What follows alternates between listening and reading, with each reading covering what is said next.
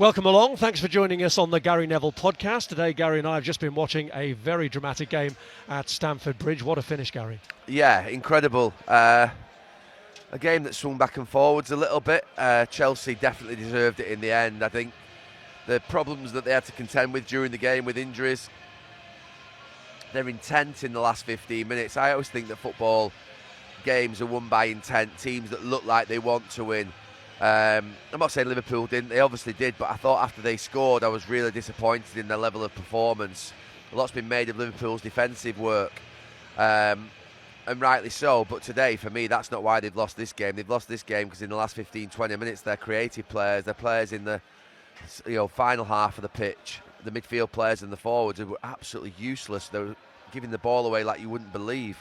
I mean, Gakpo down here, Salah over on that far side, the wastage, Wirtz not knowing how to get into a game in the last 15 minutes when it was there for the taking and just sort of almost marking Caicedo. I was watching him quite a lot. And yeah, but Chelsea, honestly, the way in which they kept going, they kept attacking, the players they've lost during the game, it was a brilliant win for them. And it's been a tough week or two. And I wasn't expecting that after Liverpool scored, I have to say. Did you feel in injury time that Chelsea were the only team who were going to win it? You still, because of Liverpool and how they've been, think they're going to put that sort of sting in the tail, don't you? And they're going to burst the balloon. But I just felt as though the three in midfield for Chelsea, Lavia, Caicedo and Fernandes, they were running all over Liverpool's midfield. And they were protecting that back four. I mean, Liverpool had so many opportunities to counter-attack and were wasteful. But I just felt Chelsea's intent. They changed the whole front three. Esteval comes on this side. They've got Gittins on that side, and then the boy in the middle, I can never pronounce his name correctly. Guiu. Yeah. And you're thinking, well, Liverpool should be able to handle that. And they should be able to spring off it and go in attack. But Chelsea kept coming forward. They had so much intent, so much positivity. They dominated possession in the last 10 minutes. They dominated touches in the box. They dominated shots on goal. They were by far the better team over the course of the whole game. Liverpool, not quite right. Don't think it's time to panic. But Chelsea, really, from where I'd seen them at Old Trafford a couple of weeks ago, and obviously got beat last week at Brighton, that's a brilliant, brilliant turnaround going into the international break, and they needed that because they've been obliterated with injuries as well. And I've been to this stadium a lot. I've been and watched them here in Champions League winning seasons and title winning seasons, but that atmosphere at the end was pretty special. And I mean, you mentioned the Liverpool defensive reshuffle, which, as far as we know, was by design from Arne Slot, but Chelsea themselves lost their first choice centre-halves today, and they themselves are reserve players pretty much, and yet still managed to hold out for this win, despite all the reshuffle. I think it's 6 centre-backs, isn't it, that Chelsea have lost, including the 2 that they lost during the game today, which they've ended up with Hato and Reece James at centre-back, which, how Liverpool with Wirtz, Ekitike, Isak, Salah, Gakpo all on the pitch haven't gone and scored a second goal, you'll never know.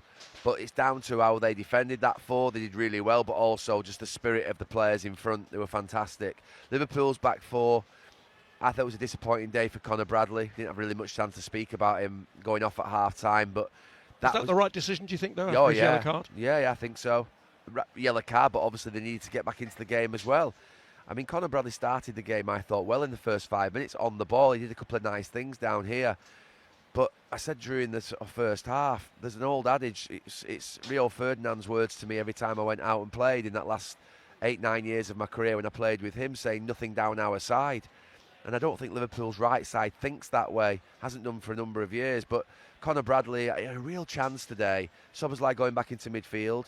Frimpong on the bench. Conor Bradley's a player that I think's got real talent and potential, but he didn't handle Garnacho well in that first half. Garnacho, I thought, got the better of him. Not in doing anything amazing, but I just thought he had him.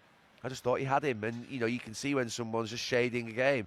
Garnacho was winning on points, if you like, and then obviously gets booked. He then has another little nibble at him just before half-time, and then you're in a situation whereby he's sat watching the second half in the dressing room and on the bench. And you are down in the dumps when that happens, because this is Conor Bradley's big day today. So he's missed an opportunity. When you get an opportunity in life, you've got to take it. And this was a big opportunity for him. Arne Slot saying, right, go on, you're in. Big game, Chelsea away, just before the international break. Cement your place. I'm putting you in there in front of Frimpong Szoboszlai's in midfield, go, and he's not done it. Konate looks like he's struggling. The boy Kirkias, to be honest with you, at this moment in time, he looks like a youth team player. And that's not being sort of, I know he's a good player, but he looks like he's playing for the under-21s, for the youth team, for the academy. He looks so naive. He looks like a baby out there. Like, you're thinking, come on. He's losing 50-50s over on that far side against Neto. I mean, he was probably brought in as a long-term replacement, wasn't he, for Andy Robertson? Do you think his introduction perhaps could have been more gradual? I just thought he's played in the Premier League, though. He's had Premier League experience. It's not as if he's coming from a different country. He's got a lot of games under his belt. He's played at these grounds before. I expected him to slot in. Excuse the pun. I expected him to sort of just go right in because, one, he's playing alongside Virgil van Dijk, the best centre-half in the world. So if you want to play against, you want to play in a back four, you want to play, with great defenders, and he's doing that. He's got players who work hard on that side. It's not as if he's got Salah in front of him on this side, which is a bit more difficult for the right back because you always get a little bit more exposed. But I have to say, from that first minute of that game, or first 10 minutes of that game against Bournemouth on the first day of the season, on that Friday night, he struggled. Let's be clear, Liverpool's fullbacks are struggling. Frimpong looks like he should be playing as a right winger. Which is where he did play. An out right winger. He just looks like a right winger. He doesn't perform like a right back. Conor Bradley just isn't doing it. Andy Robertson, I think, he's battling. He's battling, but he's not quite where he was a few years ago. Kirkias, as I've said, I think I've discussed him and sort of seen how he's going. So Liverpool's problems, I think, at this moment in time are as much to do with fullback as anywhere. Really, they need to button that down. They didn't create a lot of chances, Chelsea. I don't think that today Liverpool's defensive work was awful. But they just weren't quite there. And I actually thought their front players I thought they were terrible. I mean, Salah, he's sublime. How can you criticise Mo Salah? The consistency and reliability and brilliance of him.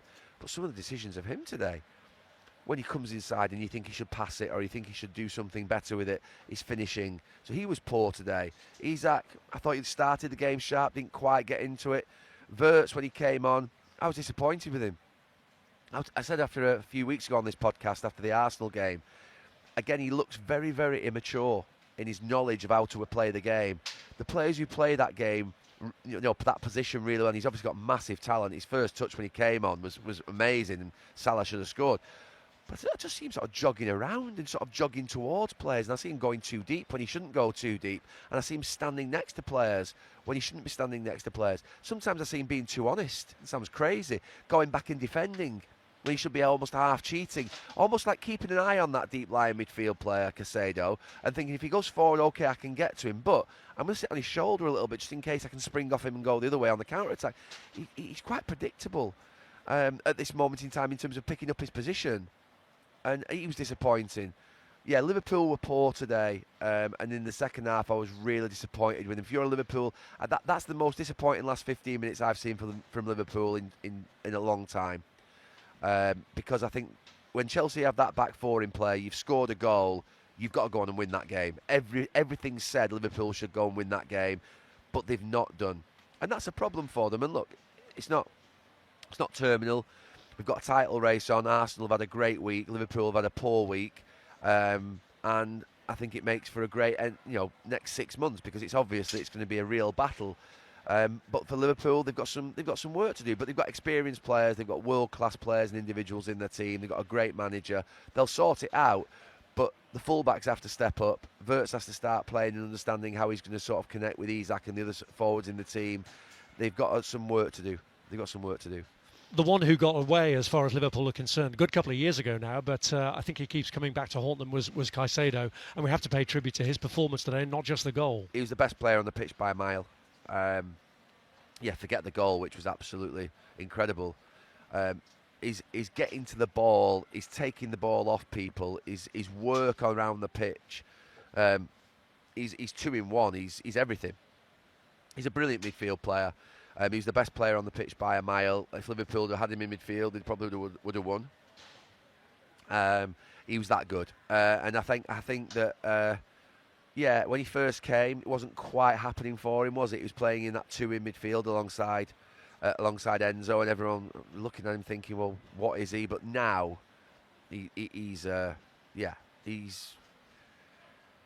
I'm breathing before I say it because I'm trying to think of players like Declan Rice and others in the league, but I think he's the best midfield player in the league at this moment in time, and I think I'm comfortable saying that. I think Gravenberch last season, and maybe Declan Rice and two boys up at Newcastle, Rodri obviously for the last few years, but now I think at this time that we are here today, getting into October 25, I think we can say that Caicedo is the best midfield player in the league, and he's performing like that.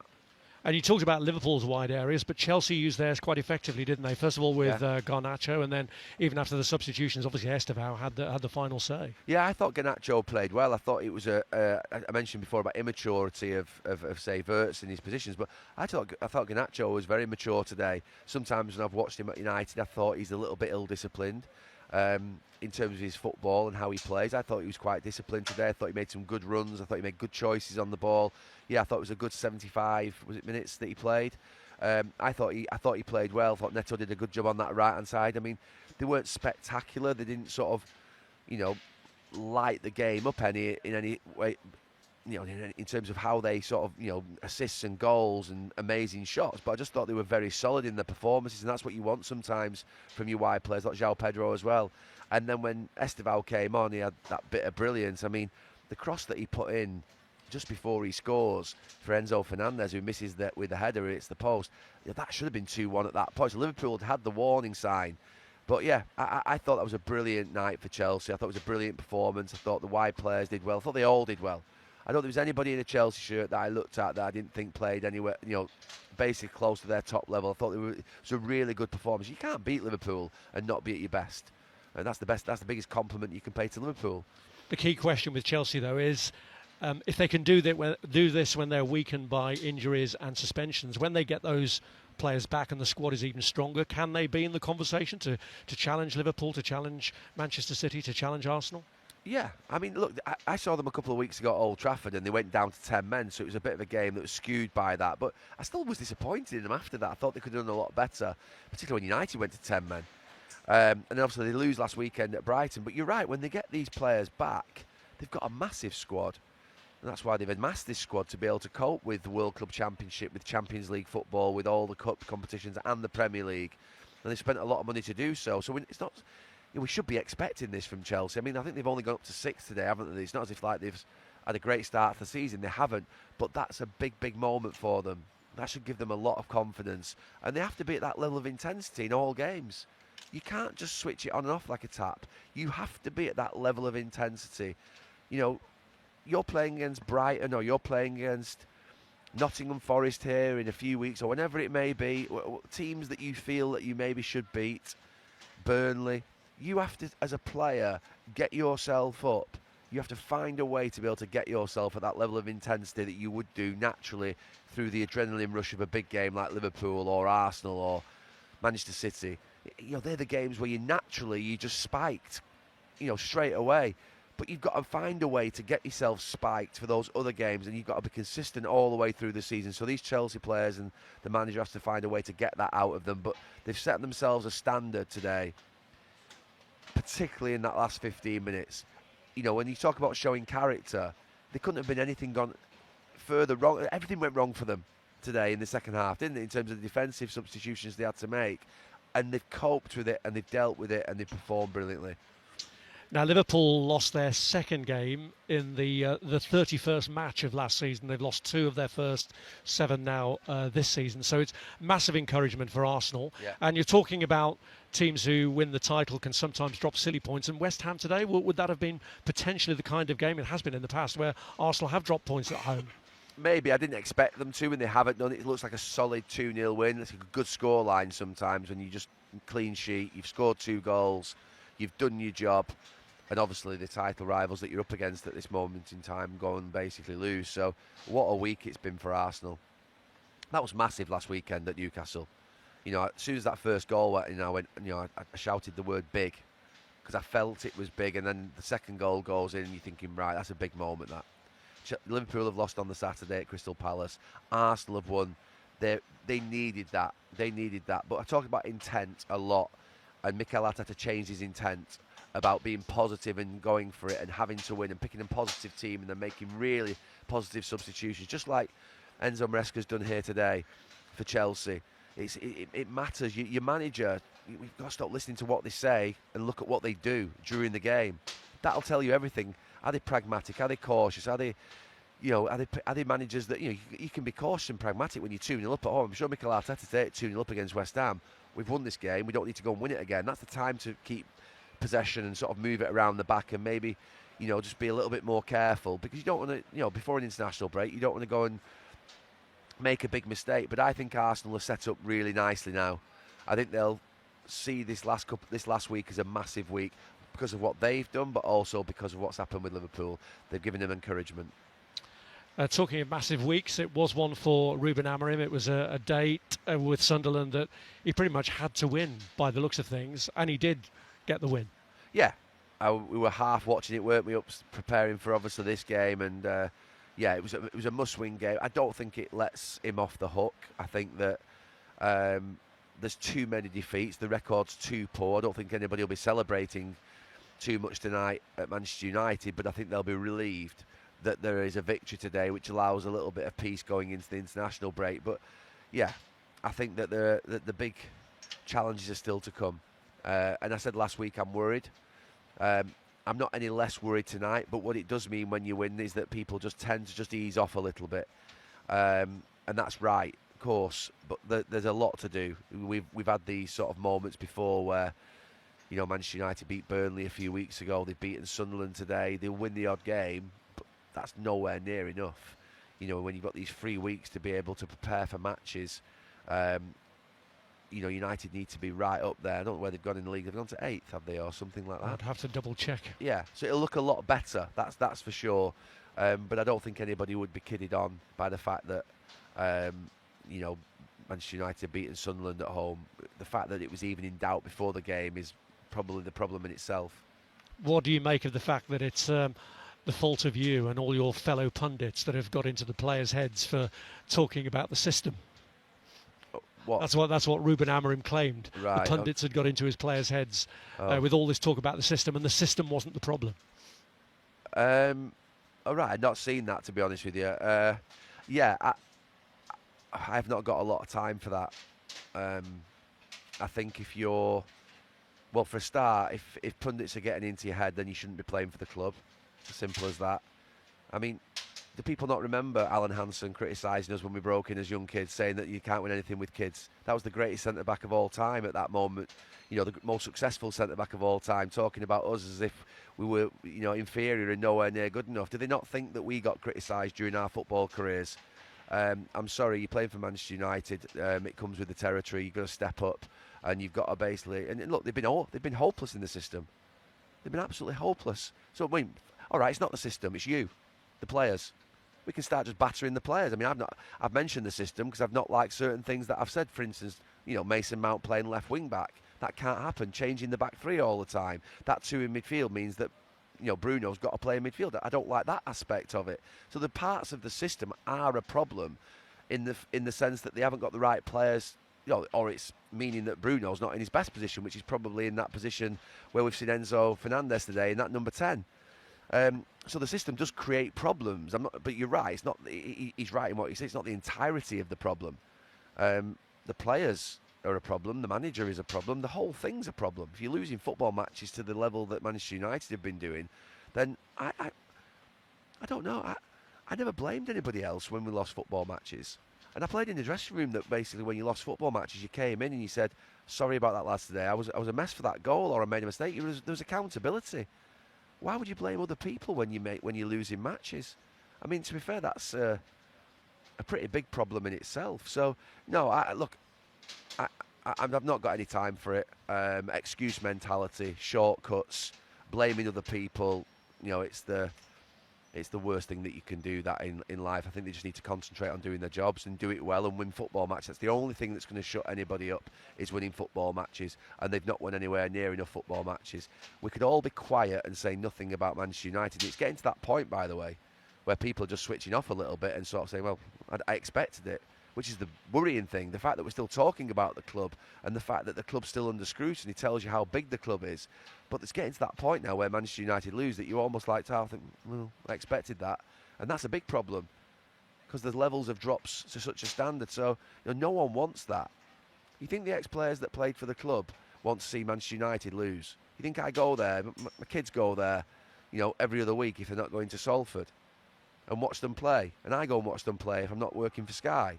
Think I want to go and watch them lose? Think I walk down that canal bank for 45 minutes into that stadium just to go and watch them lose? No, I don't. I go to watch them win. And so does every other fan that goes in that stadium. So I think that they've got to do the jobs consistently and reliably, and they've got to start performing as they should be, which is a highly motivated, strong squad that's been put together with a lot of money placed on them, a lot of money being paid to them, a lot of money that's been spent on them, and they've got to basically go and win football matches on a consistent basis. And in 2 weeks' time, they've got a massive opportunity to play at Anfield, the toughest game. And that will tell you where Manchester United are. I'll tell you where Liverpool are. It's a great game to look forward to in 2 weeks. Because Manchester United are off the back of a win. Liverpool are off the back of a couple of defeats. The game will have pressure on both teams, both managers, and they'll have a chance to step up and play well in their system and play well at a difficult ground.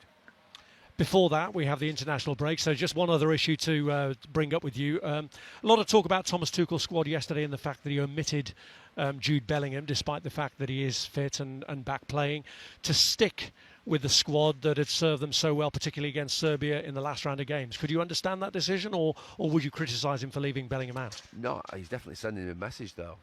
I mean, if you think about England managers over the last 20, 30 years, they've always brought their star players back in, even if they haven't played a game, just to get them back in amongst it, even just to train with the squad. So I think it is a message to Jude Bellingham. I don't think he'll take it any other way. There are enough signals, I think, that we've seen in Thomas Tuchel's press conferences to know that he's not scared of making a tough decision. There's obviously things that he doesn't like, not just about Jude Bellingham, but other players as well. And he's thinking, well, no, I'm going to send them a message. I think he really liked what he saw in that last international break, and he doesn't want to disrupt that. And I think he thinks the players that were together in that last international break deserve to be together again. And I think he's probably got to a point in his career where he's strong enough, he's experienced enough to be able to handle the criticism that will come his way if it doesn't go well. I'm sure Jude Bellingham and Phil Foden will have an opportunity to come back into the squad, and they should come back into the squad.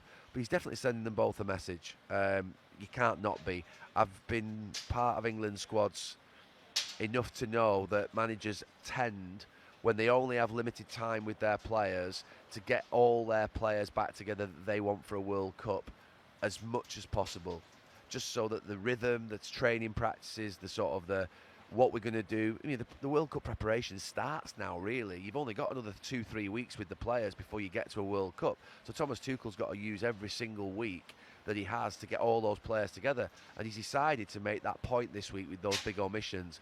And he's done that purposely because he feels as though he needs to send a message to people. He's certainly not starstruck by big names. And the only time I've seen you starstruck was the presence of Madonna today. Oh. Well, look, I mean, to be fair, there are very few what would be, when you were growing up, you think Freddie Mercury and Queen, or Michael Jackson and Madonna, David Bowie, and these massive sort of like megastars.